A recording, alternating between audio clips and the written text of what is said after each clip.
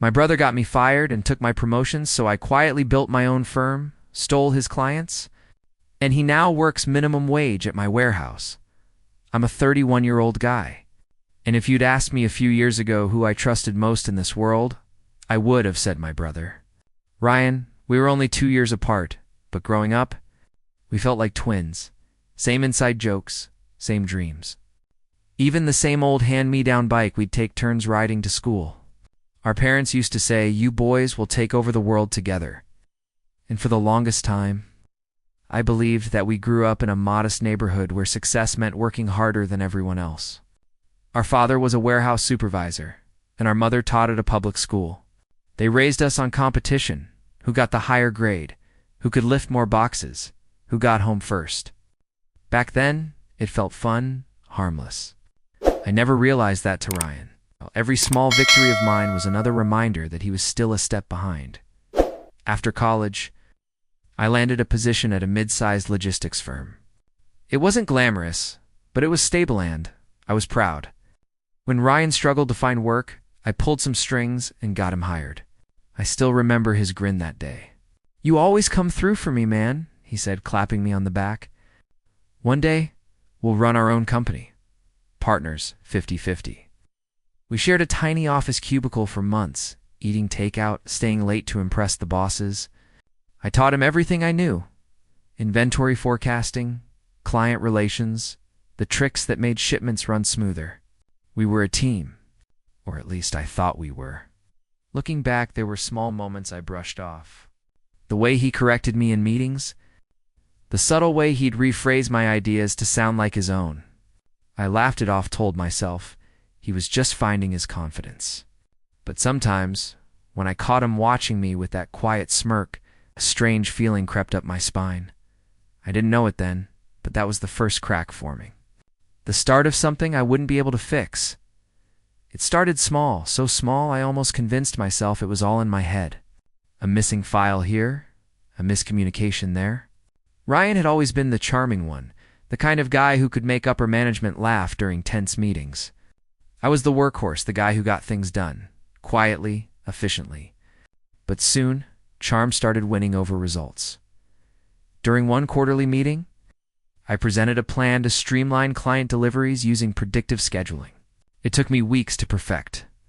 The next day, Ryan mentioned the same strategy to our boss, word for word, but he called it a shared idea we'd been discussing.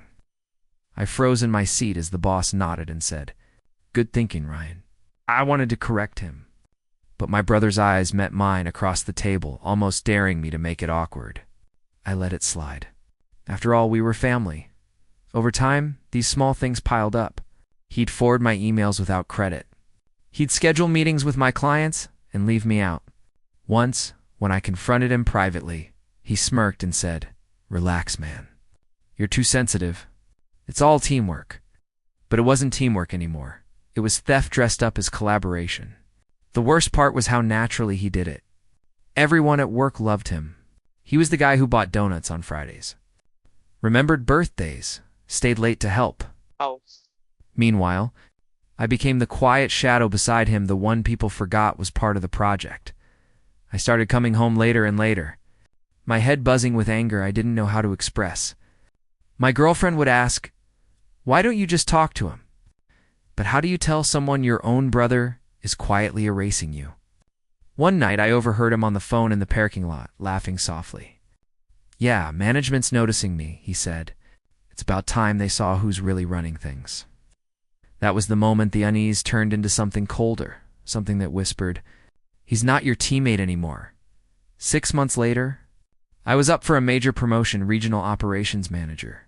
It was the kind of role I'd worked toward for years. Better pay, a real office, and the freedom to lead my own team. When I got the email shortlisting me as the top candidate, Ryan was the first person I told. He grinned, raised his coffee mug, and said, "About time they recognized you, bro." But his eyes didn't match his smile. The following weeks felt off. Files I was preparing for the promotion review kept vanishing from the shared drive. Key metrics were accidentally deleted. When I asked Ryan if he'd seen them, he acted confused. "Weird, Maybe IT's running maintenance, he'd say, shrugging it off. Then came the audit. Our department was asked to submit a detailed expense report, something I'd been handling for months. 2 days before the submission, the report disappeared from my system. I tore through backups, emails, even printed copies. Gone the next morning. Ryan waltzed into the office early, unusually early, with a fresh report already printed and neatly bound. He handed it to the manager like a hero walking into battle. "I noticed some missing documentation," he said casually, so I stayed up fixing it. Everyone applauded his initiative. My manager even clapped me on the back. That's the teamwork I like to see. I forced a smile, but inside I felt sick. That report wasn't his to fix, it was mine. And worse, his version wasn't accurate. He'd changed key figures that made me look careless. That night, I confronted him outside the office. "What are you doing, Ryan?" I asked, my voice trembling. He didn't even flinch. "I'm doing what needs to be done." "You can thank me later." There was no apology, no guilt. Just that smug, self-assured grin that told me everything. He wasn't trying to help me. He was setting me up. A week later, I walked into the office and instantly felt the shift in the air. Conversations stopped when I passed. People avoided eye contact. My inbox was flooded with emails marked urgent from HR. I opened the first one, and my stomach dropped. I'd been suspended pending investigation for data mishandling and unauthorized disclosure of client information. I remember reading that line over and over, like it was written in another language. I hadn't leaked anything. I hadn't even shared internal data outside my team. Still, the evidence was damning. Screenshots of client invoices sent from my email. Attachments I'd never created. Messages I didn't write. My manager, a usually composed man, couldn't look me in the eye during the meeting. "I'm sorry," he said. "We have to follow procedure. You can clear this up later." Later? That word felt like a knife. When I called Ryan, his tone was dripping with fake concern. "Man, that's crazy. How could this even happen? You think someone hacked your account?" "Ryan," I said, my voice cracking, "you were the only one who had access." He sighed like I was accusing him of stealing a pen. "Don't start this again. You're just stressed." I wanted to believe him so badly. I wanted to believe that my brother, the kid I shared bunk beds and birthdays with, couldn't be behind this. But the timing was too perfect. 2 days later, the company announced his promotion to Regional Operations Manager, my position. I sat in my car that night, staring at the office lights through the windshield. Rain tapped against the glass, and in that rhythmic silence, I realized something ugly. He didn't just take my job. He'd taken my name, my credibility, my entire career. The next morning, my access card stopped working. That was the moment I stopped being his brother. I became his threat. Losing that job felt like losing oxygen. One moment, I was respected and secure. The next, I was a ghost with a tarnished name. The HR letter said I was terminated with cause, which meant no severance, no recommendations, nothing. I spent weeks trying to clear my name, but the company's legal department wouldn't even return my calls. Everywhere I applied, the background checks killed me. "We're going in another direction," they'd say, polite but final. One recruiter actually whispered. They said, "You've breached client confidentiality." I'd stay low for a while. I couldn't even blame them. Who would hire someone accused of corporate theft? Bills started stacking up. Rent, car payments, health insurance, all of it slipping through my fingers. I sold my furniture piece by piece, then my car. My girlfriend tried to stay supportive at first, but I could see the strain in her eyes. One night she said, "I can't do this anymore. You're not the same person." She packed a bag and left without looking back. When my savings ran out, I moved back into my parents' house, into the same bedroom Ryan and I once shared. Posters still hung on the walls, frozen in time. My mother hugged me, oblivious to what had really happened. "Don't worry, honey," she said softly. "Ryan says the company's just going through changes. You'll find something soon." That was the cruelest part. He'd told them nothing. Or worse, He'd told them a version where I was to blame. I'd scroll through social media late at night, seeing photos of Ryan at corporate dinners, shaking hands, smiling with executives. New suit, new car. The caption read, "Hard work pays off." I remember staring at that picture until my vision blurred, whispering to myself, hard work. Or betrayal. That night, for the first time, I admitted it. My brother hadn't just outsmarted me. He'd buried me. One night, around 2 a.m., I sat alone at my parents' kitchen table, the hum of the refrigerator, the only sound in the house. I hadn't slept. My eyes were bloodshot from scrolling through job boards that led nowhere. Something inside me cracked. Not out of rage, no. I was long past that, but out of a kind of bitter clarity. That's when I opened an old external hard drive I hadn't touched in years.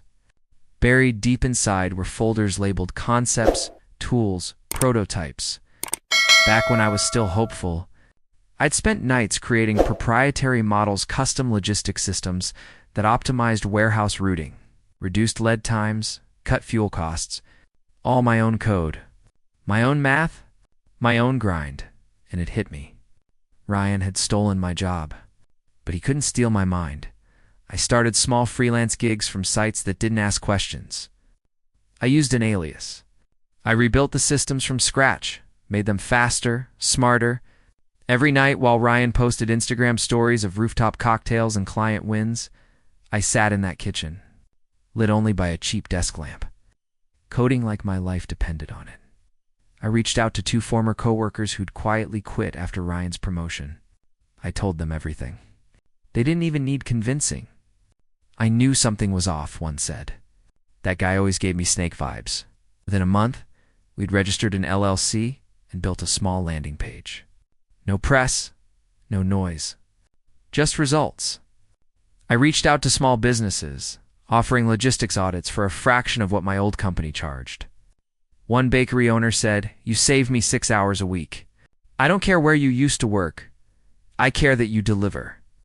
And for the first time in a long while, I didn't feel broken. I felt dangerous. Ryan didn't know it yet, but I was coming back. And this time, I wasn't asking for permission. We called ourselves Slate Track Clean, quiet, forgettable. That was the point. I didn't want attention. I wanted leverage. Our first office was a dusty garage behind one of my co-founder's uncle's hardware stores. No sign, no reception desk, just folding chairs, an old whiteboard, and 3 pissed-off people who'd had everything stolen from them. I poured everything into a code. Cold calls, client reports. Every lead was sacred. We offered what big firms couldn't: transparency, flexible pricing, and real-time optimization tools I designed myself. While Ryan bragged online about disrupting the logistics industry, we were actually doing it. I didn't put my name on the site. No LinkedIn posts. No business cards. I told the team, let them think we're nobody until it's too late. At night, I'd get flashes of the Pastrian, and I'd bike into the corner store. Racing down warehouse aisles, talking about building an empire. I used to mourn those memories. Now, I use them as fuel. 3 months in, a small e-commerce startup called to say they'd heard about us through word of mouth. Our warehouse costs are a mess. Can you help? I spent 48 hours redesigning their flow. They saved $12,000 the first month. That one job led to 4 more. Still, I kept my name off everything. I watched from the shadows as our client list quietly grew. Meanwhile, I heard whispers through old coworkers. Ryan's team was stretched thin. He was outsourcing more, missing deadlines. One of them texted me late one night. He's starting to panic. You'd love it. But I didn't love it. Not yet. He hadn't seen my face. He hadn't realized the ghost he buried was the one pulling his world apart brick by brick. 6 months in, we were still operating out of that garage, but the vibe had shifted. We weren't scrappy anymore, we were sharp. We had systems in place, templates that cut onboarding time in half, and clients who paid on time and spread our name like wildfire in niche forums and LinkedIn posts. Then it happened. Familiar name popped up on our contact form. Keller and Sons Imports. One of the biggest clients from my old firm. I used to manage their entire inbound logistics cycle. The message was short. looking for faster turnaround. Your name came recommended. Call me. I stared at it for 5 full minutes, heart pounding. They didn't know it was me, just that Slate Track was solving problems faster than anyone else. I called. The client answered and went on a 5-minute rant about Ryan. Ever since you left, he paused. Sorry, whoever was handling things before, everything's been late, vague, and overpriced. I don't care if you're 3 guys in a tent. If you can deliver, I'll sign tomorrow. And he did. It was surreal. The first time I stepped back into their warehouse, now as an external consultant, not some overworked employee. I felt like I was reclaiming something more than just a contract. I was reclaiming me. Ryan didn't find out immediately. But over the next few weeks, more dominoes fell. A furniture supplier, a beverage distributor, a boutique textile brand all clients. Eustace Handel left his firm and quietly signed with mine. He probably thought it was bad luck. Or maybe market changes. But deep down, I bet he felt the chill. The feeling you get when someone's watching you from just outside the light. Because that's what I was now. His shadow. And I was only getting closer. I didn't expect the email. It came from a burner address. No subject line, no greeting, just attachments. The first file opened to a string of internal emails between Ryan and HR from over a year ago. Let's fast-track his removal. The client leak angle will stick if we move fast. Just make sure the report disappears before Friday. I'll submit a corrected version after. I sat frozen, my hands trembling on the keyboard. These weren't vague implications. They were smoking guns. Ryan had orchestrated everything. The missing files, the bogus screenshots, the false HR complaint. But what hit hardest wasn't the betrayal. It was how casual he sounded. Like destroying my life had been a routine task on his to-do list. The sender signed off with one line. Figured you deserve to know. He's tanking us all, whoever it was they worked inside his firm. Maybe someone who'd had enough. I didn't reply, couldn't risk blowing the source. But that night, I sat down and revised our client acquisition strategy. Instead of waiting for referrals, I began targeting companies I knew Ryan's firm handled, especially the ones he'd only recently onboarded. Using the leaked emails and my knowledge of his systems, I predicted where he'd fail inventory gaps, late dispatch windows. Pricing overages, then we offered exactly what they needed. Cheaper, faster, personalized. One by one, his pillars started to fall. I never mentioned his name in pitches. I didn't need to. His own carelessness and the rot he'd built everything on was enough to push clients our way. But I saved the emails. Not to go public. Not yet. I wanted him to feel the walls close in first. To hear whispers at the office. To wonder which one of his people handed me the knife. And when he was desperate enough, that's when I'd show him just how much I knew. The first sign of Ryan's unraveling came from a LinkedIn post. He'd always been loud their humble brags, motivational quotes, selfies in suits with captions like "Success is earned, not given." But this time his tone had changed. Tough quarter. Challenging times. But pressure makes diamonds. I knew that pressure. I'd felt it when he left me jobless and humiliated. Now it was pressing down on him. The next few weeks were a beautiful kind of silence. His clients stopped calling him back. One even posted a vague but scathing review. Great sales pitch, poor execution. Meanwhile, we moved out of the garage into a small warehouse office. Clean, efficient, minimalist. I watched through a dusty window as pallets were loaded using systems I'd designed from scratch. There was no plaque on the wall with my name. No portrait. Just results, then the call came.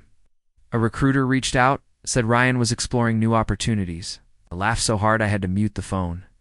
Apparently, after losing several major accounts, his leadership was being reassessed. They'd stripped him of key clients and cut his team in half. But the real twist? He applied unknowingly to one of our affiliate partners. The recruiter shared his resume with me. There it was in black and white. Oversaw high-value logistics accounts, led client success teams, developed strategic growth plans, lies dressed up as leadership. He didn't even know whose door he was knocking on. I didn't say anything. I let the silence speak for me. The next week, I saw him at a regional expo.